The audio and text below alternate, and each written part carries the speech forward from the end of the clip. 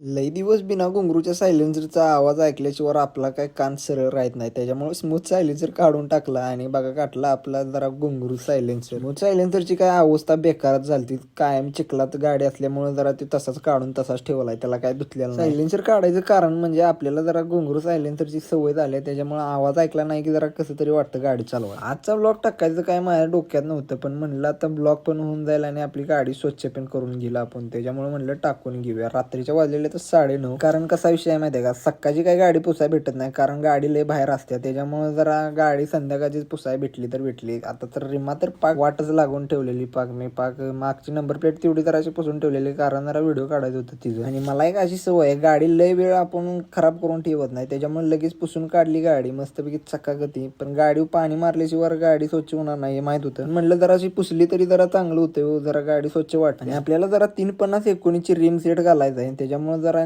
ते आणि बघायचं आहे. आणि आपण नवीन सायलेन्सर घातलाय बघा, जी मार्क वाटी आहे. विषय क्वालिटी पण सायलेन्सर आपला घुंगरूच आहे, त्यात काही विषय नाही. मग तुम्हाला जर आवाज ऐकायचा असेल तर कमेंट करा आणि जाता भावाला फॉलो करा.